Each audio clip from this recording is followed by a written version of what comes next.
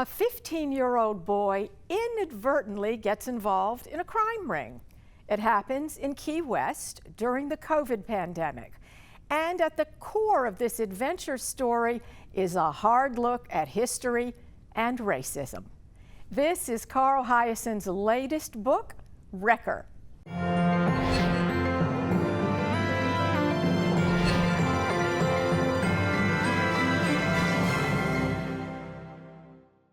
I'm Ann Bocock, and welcome to Between the Covers. Legendary journalist and author Carl Hiaasen is my guest. He's the author of multiple New York Times best-selling novels for adults, as well as best-selling and award-winning books for younger readers. His books have been made into feature films, and one is currently being made into a series for Apple TV. The New York Times best-selling author has a new book. It is aimed at younger readers. It's called Wrecker. Welcome, Carl. It's so nice for you to spend some time here today. Thank you. Well, thanks for having me, Ann. This is going to be fun. I can't wait to get right into Wrecker. Let's start with this. The star of the show is 15-year-old Valdez Jones, who goes by the name Wrecker. So he is the 7th generation in his family. Tell me about him. Well, in Key West, it's one of those places. It's so unique. People tend to stay there. They're generations and generations going back. And Key West has a rich history, and Wrecker's history, that his 7th generation great father was worked on a wrecking crew, which Key West was sort of famous for in the old days before steamships. A lot of merchant ships washed up on the reefs down there, and there were whole crews of people that would go out in hurricanes and tropical storms to salvage the cargo, and they got a percentage of the cargo, and it was one of the most dangerous jobs you could have. And Wrecker's great grandfather was a diver. He was originally from the Bahamas, and that was the most dangerous job on a wrecking crew you could have, because you were diving in among all this oil and debris from a wreck. And they didn't have scuba. They didn't have even snorkel equipment. And you had to go down and hold your breath for a long time and chain up the cargo to have, it was very treacherous. And he was very proud of that history, that legacy in his family. So he wanted, and he is from a long family of sort of Marine family, but he wanted to keep the tradition going. So he calls himself Wrecker. His mom isn't thrilled with it. She wishes she could come up with something a little more modern, but he's very proud of that. I can't imagine anything more dangerous than free diving in that kind of water with oil and holding your breath. But Wrecker, at the beginning of this book, is caught up in something, and I'm going to leave this to you. Either talk around it and tell us a little, or give us a little snippet, however you want to play this, Carl.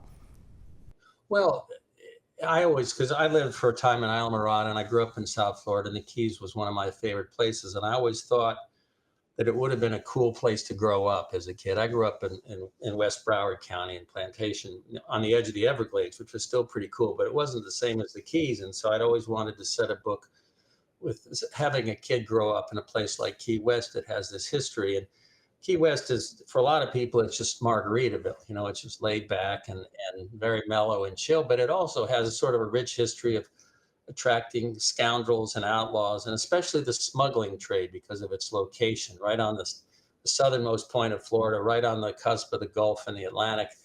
And so Wrecker, all he needs to grow up down there is a bicycle and a boat, and he goes out at night and catches snapper. He goes fishing by himself, which I did a fair amount of myself. And he's out there one night, a beautiful sunset, and he hears this giant boat come. He hears the giant engines of what's obviously a speedboat, and it crashes up into the flats, the very shallow waters off of Key West. And it's all, mired up there. And there's a bunch of guys on the boat that Rocher and Wrecker to come over, and they want him to, in his little tiny boat, to pull this giant Miami speedboat off. And he says he can't do it. His boat's not big enough. He tries, it doesn't work. And he's ready to go on his way. He knows better than to poke his nose into this kind of situation. And all of a sudden, one of the guys on the boat throws a beer can into Wrecker's little boat. And Wrecker looks in the beer can and it's packed with money.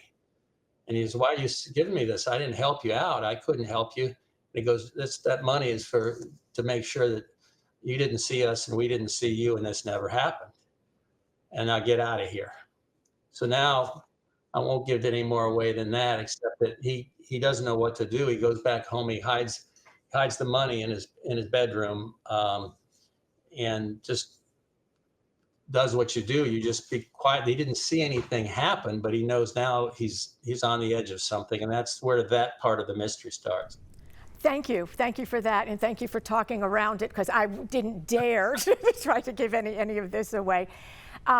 There is this, the story is fiction, but there is a backstory, a true story, this historical component, and that has to do with the Ku Klux Klan and the lynching of a man whose name was Manuel Cabeza. Now, this is important. Can you tell me about this story, and also, how did you discover it? I had read bits and pieces, but it's interesting because with all the controversy going on about what's in it and not in our textbooks, I was, raised in the public school system in Florida, and my kids were, and my grandkids were, and I don't think there's any part of any history book that talked about just how powerful the Ku Klux Klan was for a period of several years in Florida in the 20s. And that extended all the way to laid back Key West, where the sheriff and the mayor and the entire power structure of the city were in the Klan, and the Klan ran that island for several years. And I didn't know that. I'd gotten into it. I'd heard it.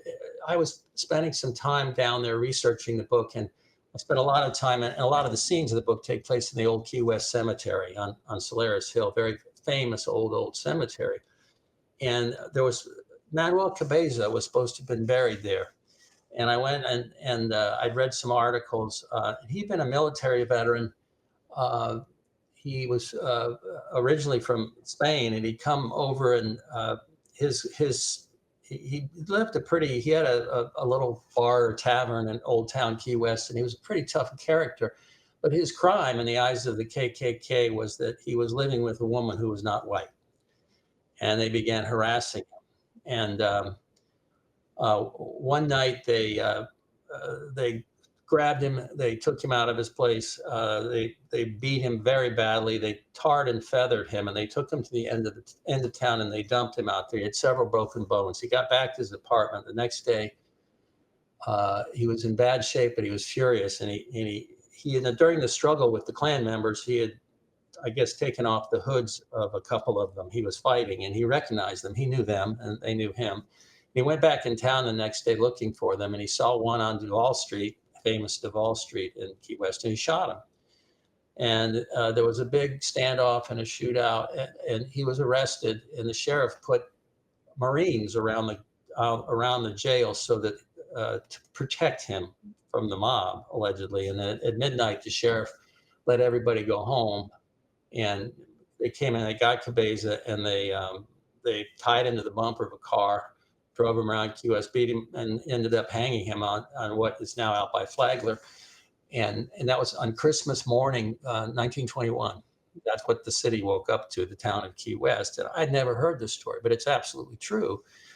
And I thought that being Key West, I wanted a couple of the characters in my novel to have generational connections with what happened there, because there are people there whose family goes back. That was only 100 years ago, Ann. It wasn't that long ago. So there are families that have these connections, and in some cases, these secrets.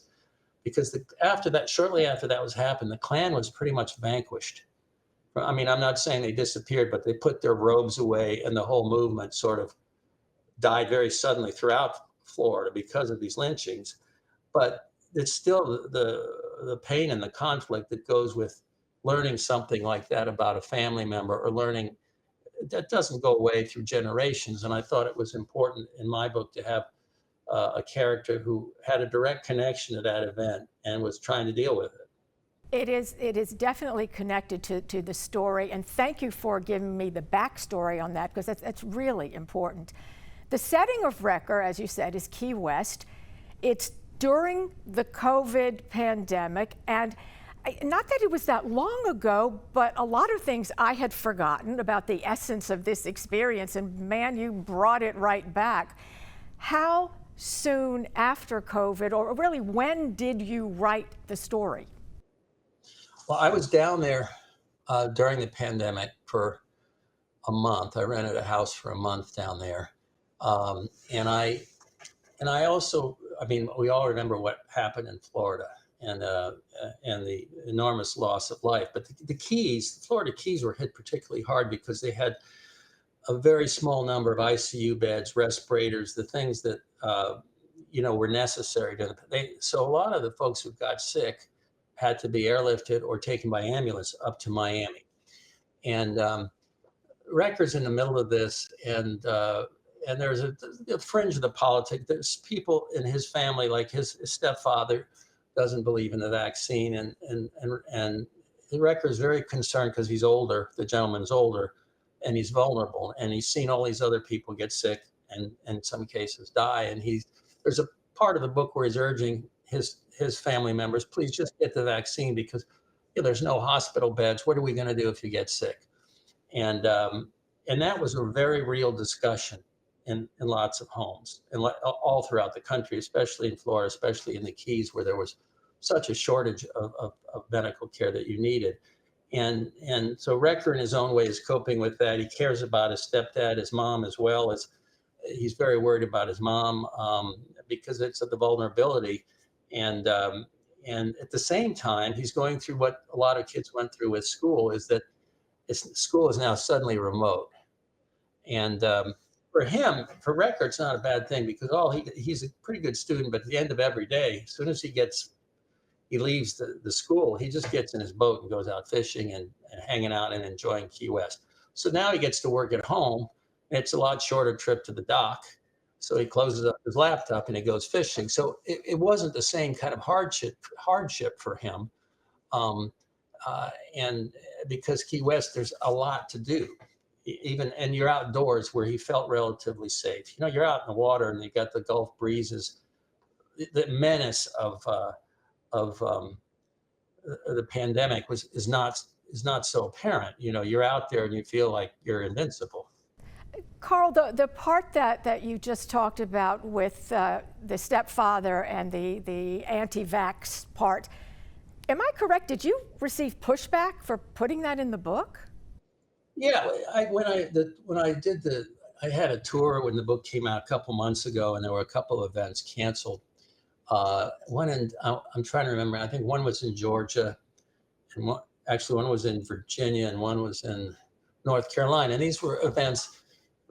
They're coordinated with smaller bookstores, independent bookstores, and that's who I felt bad about because they depend on these author events, a lot of them, for to help boost their bottom line. It's a big deal for them. And in one case, a couple cases, they didn't give a reason. So I don't know whether it was the vaccine angle or whether it was the mentioning of what the KKK and the true history in the book that upset them. I don't know, but I know that in one case they said, well, we can't. It's got too much of a pro-vaccine message. We can't expose our kids to that. I mean, that was actually what they said, because God forbid your kids should get any science between their ears. I felt, again, for me, I'm not a big fan of the book tour. So anything that's going to shorten a book tour, I'm all in favor. It's one less place I got to go on an airplane. But I felt bad for the stores because they do count on it. We did everything we could and worked with our publisher to get them signed copies of books that they could have at the stores for the kids if the kids came into the stores. These were coordinated through schools. This is the perfect intro now to look at book banning and book challenges. And you're on the list. I know that you write both adult and kids books. And yeah, with thought-provoking topics, are we not giving kids enough credit? Well, of course not. And that's, we never, the worst part about it is the interference between the parent and the child. You're now telling the kid that the government is a better parent than the parent is. We'll decide what they're going to read and what they can read. And you just get out of it. That's the real abomination, and people are pushing back on that. And it's gotten. I mean, we are sort of a punchline as usual. Florida becomes a national punchline for this. Escambia County just released a list of 1,600 books that were yanked to be reviewed. Among them, dictionaries, several sets of encyclopedias. Uh, I mean, and I'm still wondering whether they did this for the opposite effect. In other words, to make it so outrageous that it would become, and it is part of a court case now. And I'm out of disclosure, I've said my publisher, Random House, Penguin Random House, is very involved in the litigation against the Florida laws, and which I'm very proud of. But 1,600 book titles. So I'm on there. Two of the kids' books, Hoot and Flush, are on there, which I could go through there line by line. I couldn't really find out, but I do remember when Hoot first came out. I got a letter from a librarian. I want to say Waco, Texas, but it's somewhere in Texas. That's where a lot of the letters come from, and I always get kind of a kick out of them. And she said that she was taking it out of her. This is going back 20 years. She was making sure it was off the shelves of her school because it had the word butt in it, B-U-T-T. Well, one kid said to another, "I'm going to kick your butt." Now, if you were in a schoolyard, you wouldn't hear that word. You'd hear the other word. I cleaned it up, and it was still too much for this poor person, this poor shriveled soul in Texas who just couldn't handle the word butt. Um, and so I've had some of it before. So two of the books are on this list, but I looked at all of. This is the only. Gabriel Garcia Marquez is on this list, and I felt like so honored. Like it was a great list to be on. I was just a little disappointed that all my books weren't on the list. What did I do wrong in the other books that I didn't make the cut? You're in good company. I want to look at parents in this book because, let me say, they're not great role models in Wrecker. Wrecker's father, who was never meant for life on the ocean, he bails on the family. And what does he want to do? He wants to be the next great Jimmy Buffett. Tell me about him. Well, he changes his name. He bails out on the family when Wrecker's kind of young. He's not a fisherman. He's not a lobster fisherman. He just doesn't fit in on the water. But he wants people to think that. So he's trying to cash in on the Buffett mystique, and he goes off to Nashville, and he gets himself a new name, Austin Breakwater, and he starts cutting these terrible records that are basically ripoffs of other famous records. And he changes a few words, and he changes the chords a little bit, and he's playing them in bars, and he shows up again in Wrecker's life, and he pops up in Key West and talks Wrecker into going to listen to him at a Wrecker's not old enough to go into a bar, but they have a lot of cafe. You can sit outside, you can hear great music, and so Wrecker kind of reluctantly goes down there, and he meets his dad. I haven't seen him in years, and his dad's all got, the shrimp skin boots and the hat, and Wrecker's like, what is that? And he's, this is his new guy. He goes, "No, I'm starting a new leaf. I'm going to get my career together." And so Wrecker goes and he hears him sing, and it's pretty horrible, the song.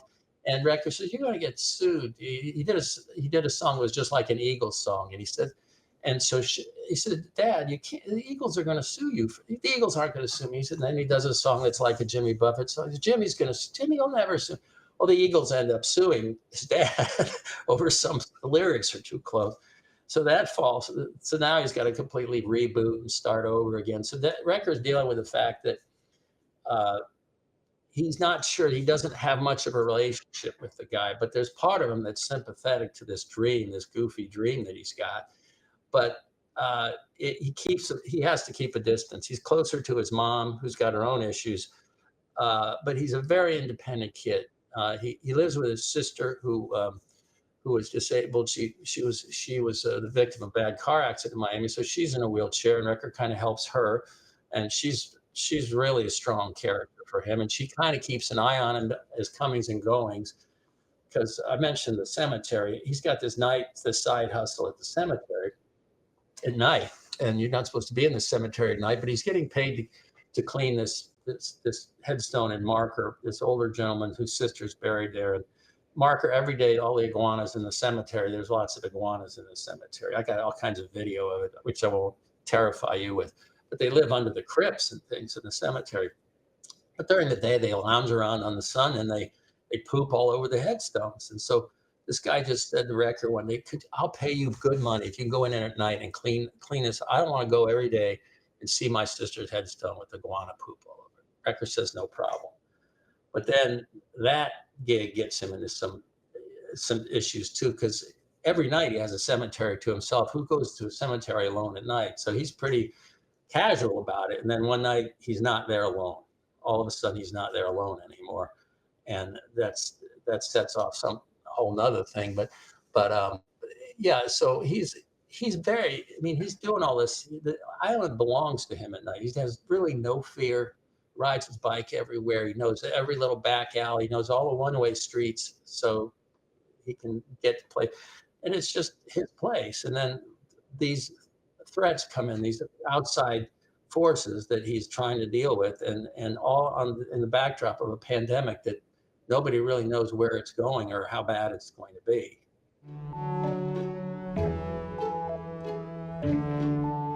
Carl, let's switch it up. You've had books made into feature films, and one of them, Hoot, you actually had a cameo in the film. So what was that like? I had one line, yeah. That goes back to, actually, that wouldn't have happened if it weren't for Jimmy Buffett. He'd been a friend of mine for years and years, and his youngest daughter Delaney had read Hoot when it first came out, and she told Jimmy she thought it would make a great movie. And he called me up and he said, has anybody optioned it yet? And I said, no, not yet. And this was before it had won a Newbery Award or something. And Jimmy just said, look, I know a guy grew up in Lauderdale, Will Schreiner. He's a great writer. He could direct it. And so Jimmy and Frank Marshall kind of put the deal together, and they were very nice to include me, and they send me every draft of the script. And when they're shooting a film, every day there's like 5. They're always changing stuff. So there's a lot of, and I do a few margin notes and things. And then Will one day said, hey, you want to be in the movie? I got one line. And I said, I don't know. He said, I'll just come. They were shooting in Fort Lauderdale, where I was born. And it was, this movie was about these little owls. This was right out of my childhood, these little burrowing owls that when I grew up, they were all over the place near where I lived. And then they put in a big condominium development and just buried these poor things. And my friends and I tried to stop it. We couldn't. And that's where the story came from. So part of it was in Fort Lauderdale. And so I show up at the set, and they're putting I think a bow tie or some damn thing. Anyway, and I had one line, and I was supposed to walk through the door and say, Mr. Muckle, headquarters is on line 2. I mean, one line. So what they didn't tell me was they had locked the door from the set side just to mess with me. So they say action, and I grabbed the door. Of course, it wouldn't open. Now, action, Carl, come on, action! I'm kicking the door and everything. It was a big. Anyway, I finally got the line done, and I still have. You can't see it. It's on my corkboard. I have my payment from the Screen Actors Guild. I didn't have to join. I was a guest member, but it was 35 cents, I think. For that one line, but Jimmy had a pretty big role in the movie. He played Mr. Ryan, a teacher, and then I got my stepson at the time, and one of my nieces in the classroom scenes. It was fun, and the only problem we had was sadly there weren't enough of the little owls. They needed the owls to shoot the scenes, and these little burrowing owls. There's a bunch of them in parts of Florida. There aren't that many in Broward anymore. So they had to get like a couple of owls that were in a sanctuary that couldn't be released anymore. And then they used computer-generated imagery to create like a whole flock of owls. It was kind of cool, but it was just sad they couldn't put out a casting call and bring all these owls. They just don't exist anymore. That. But it was all we had fun with it, and the kids, I still get mail from kids today and teachers who show the movie to their kids after they read the book. And it's still it's nice after all these years that it still means something. The new book is Wrecker. Carl Hiaasen, this has been such a pleasure. Thank you so much for spending time here today. Thanks for having me on, and I really enjoyed it. I'm Ann Bocock. Please join me on the next Between the Covers.